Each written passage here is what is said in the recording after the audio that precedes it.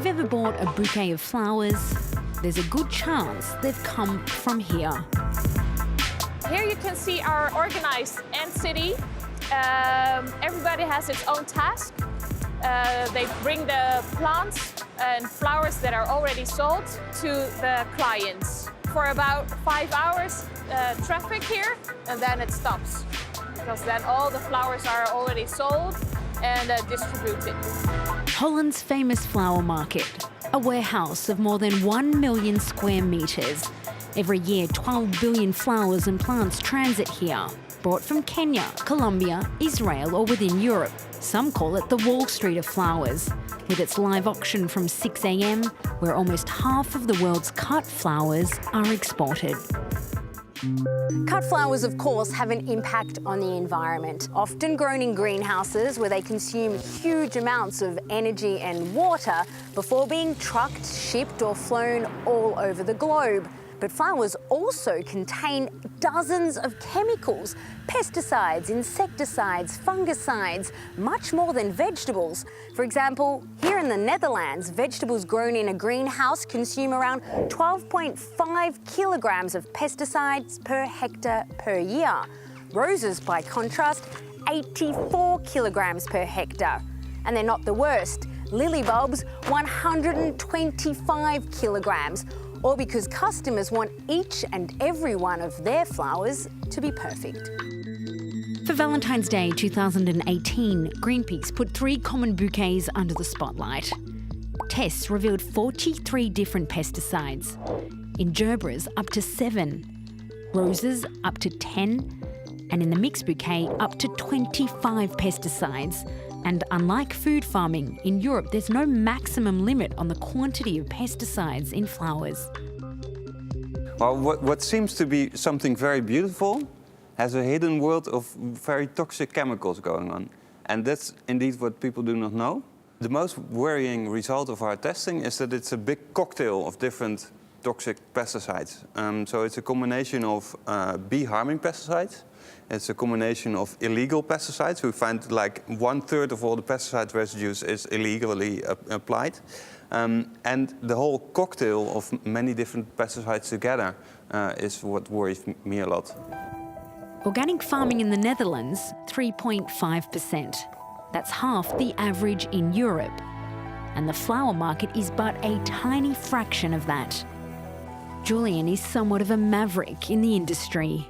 He's been running this organic flower farm since 2016, just north of Amsterdam.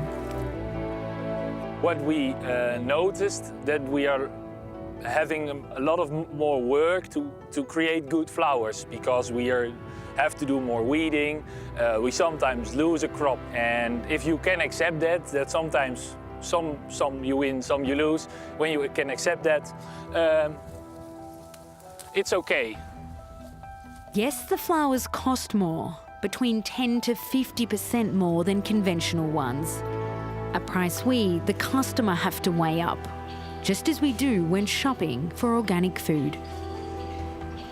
People decide to buy organic foods, partly because they think it's healthier, because it might taste better, but it's also better for the environment. Because flowers aren't eaten, you just do it for the environment, and that might make it more difficult to choose them. And yet people try to buy seasonal vegetables. No strawberries in winter, no tomatoes for Christmas. So why not apply the same principles for flowers? No tulips in November, no roses for Valentine's Day. And that is precisely one of the principles of what's known as the slow flower movement.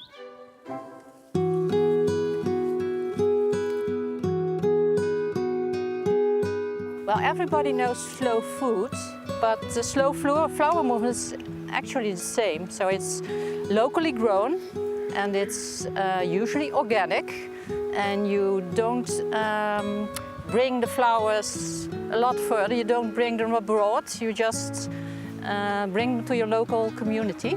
We let the seasons do their thing.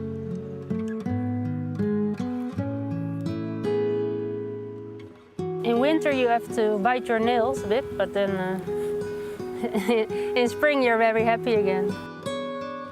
Denise on the left and Mariette on the right. The duo behind the small business Val d'Anvas, the field in a vase. So this one is an edible one, and this one is one that's from our surroundings. It's really nice. This one we're really proud of course. It's a really big one from our own field. Mariette and Denise keep busy in the winter by designing and creating arrangements using flowers they've dried. A lot of people think of dried flowers still as very old-fashioned, but it can be very modern.